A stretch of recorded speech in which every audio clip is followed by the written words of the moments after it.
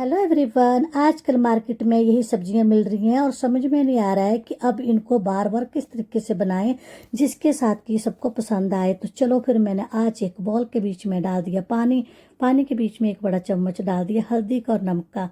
अब मैं आज इनको छिलकों के साथ ही बनाने जा रही हूँ। अब देखो, छिलकों के साथ ही करेलों को मैं इस तरीके से पतले पतले स्लाइस कट करके मैं इसी पानी के बीच में इसको डालती जा रही हूँ। अब इस तरीके से मैं आज बनाऊंगी जिसके साथ कि सबको ये पसंद भी आएगी और काफ़ी हेल्दी भी बन जाएगी। अब देखो, ये पानी के बीच में अच्छी तरह से ये डीप नहीं हो पा रही क्योंकि बर्तन छोटा पड़ रहा है। अब इनको सबको मैं किसी बड़े खुले बर्तन के बीच में पलट के डाल देती हूँ जिसके साथ कि अच्छी तरह से इसके बीच में ये जो नमक डाला हल्दी अच्छी तरह से मिक्स हो जाए। चलो, मैंने पतीले के बीच में इसको पलट दिया। अब हाथों के साथ इसको अच्छी तरह से मसल मसल के अच्छी तरह से डीप करके इसको एक दो बार चला के इसको 15-20 मिनट के लिए साइड में इसको रख देंगे। जब तक इसकी कड़वाहट खत्म हो जाएगी तब तक बाकी और सब्जियों की हम तैयारी कर लेते हैं जो इसके बीच में डलेंगी, जैसे कि शिमला मिर्च, साथ में प्याज, टमाटर, हरी मिर्च वगैरह।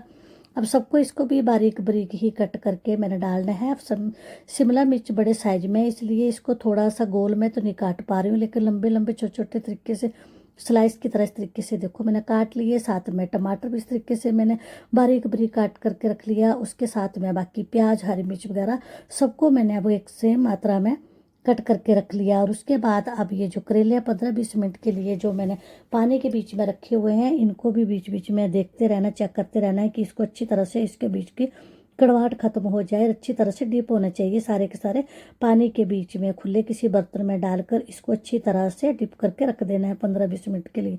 चलो, अब कढ़ाई में मैंने तेल डाल दिया गर्म करने के लिए। अच्छी तरह से जब तेल गर्म हो जाएगा तो ये देखो, ये जो करेले मैंने पानी के बीच में डाले थे, इनको अच्छी तरह से हाथों से निचोड़ लेना, चाहे किसी पोने के साथ, जैसे भी आपको लगे कंफर्टेबल हो उस तरीके से अच्छी तरह से इसका पानी निकाल के इधर से दोनों हाथों से अच्छी तरह से प्रेस करके अब इनको देखो हल्की हल्की धीमी धीमी आंच में इनको फ्राई करना है। थोड़े से इनको ब्राउन होने के लिए अच्छी तरह अल्ट पलट करके थोड़े से तेल में ही इसको फ्राई करना है। मैंने बहुत ज़्यादा तेल नहीं डाला है, कम तेल में इसको पका लेती हूँ। चलो, अब देखो, ये पानी है, इसको भी मैं वेस्ट नहीं होने दूंगी क्योंकि इसमें काफ़ी सारे विटामिन हैं। जैसे कि मैंने छिलकों के साथ ही इसको बीच में डाला था, तो इस पानी को अब मैं यूज कर लेती हूँ गमलों के लिए, क्योंकि गमलों के बीच में जो मैंने पौधे लगाए होते हैं उनमें कीड़े वगैरह लग जाते हैं, तो उनको मैं इसके साथ ही स्प्रे करती हूँ। अब देखो, सारा पानी जिसके बीज वगैरह मैं सारे छन्नी करके बॉल के बीच में डाल लिया। अब साथ में अब मैं इसको डाल रही हूँ बोतल के बीच में। जो बोतल जितनी भी होगी उतनी इसको मैं डाल के इसको साइड में रख लूँगी। अगर बोतल के जो ढक्कन है उसको मैं भी अच्छी तरह से फोर्क के साथ छेद करके इसको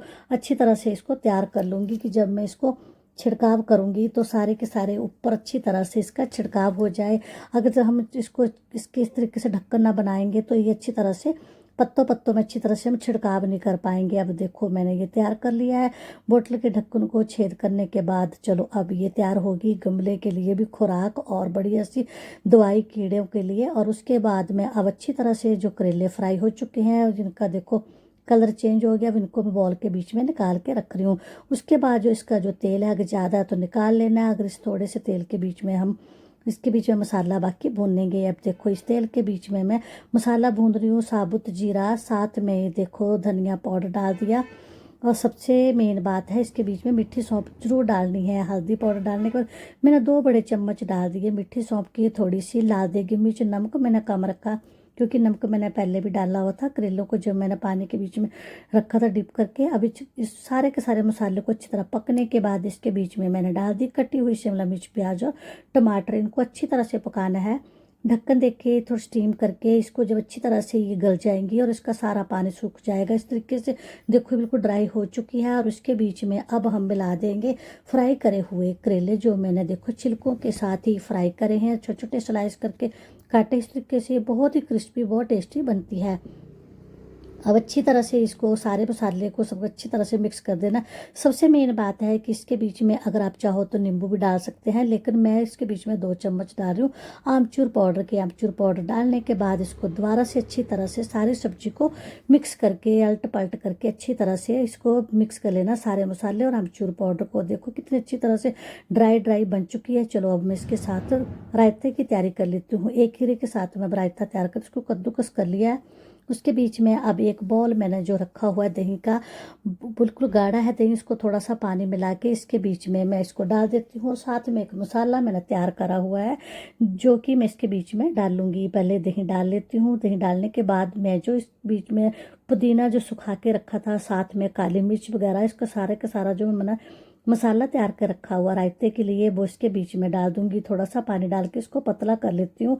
और अब देखो ये वाला जो मैंने नमक तैयार करा, इसको हम बहुत सारी सब्जियों में रायतों में डाल सकते हैं, लेकिन मैंने इसको रायते में ही यूज करती हूँ। काली मिर्च और साथ में ये देखो सूखा हुआ इसमें पुदीना अच्छी तरह से मैश करा हुआ, साथ में काला नमक डालने के बाद अच्छी तरह से मिक्स कर लो। चलो अब रायता तैयार हो गया, सलाद भी कट चुका है। अब डिनर के लिए चलो फिर मैं आपको बताऊंगी आज मैंने क्या क्या बनाया है। चपाती मेरी तैयार हो चुकी है। चलो चावल जो मैं बॉईल करके बनाती हूँ, एक कटोरी मैंने पतीले के बीच में बॉईल करी, साथ में अब डाल दी मैंने ये देखो करेले, साथ में ये वाइट चने जो मेरे दोपहर के बचे हुए थे, तो साथ में रायता। अब देखो तैयार होगी हमारी डिनर की थाली। चलो आप भी खा लो, इस तरीके से जरूर ट्राई करना। मेरी वीडियो को लाइक और शेयर करना। इस तरीके से आप इन करेलों को बनाओगे तो इनका कड़वाहट भी खत्म हो जाएगी और सबको घर में बहुत पसंद आएंगे। मेरी वीडियो देखने के लिए थैंक यू।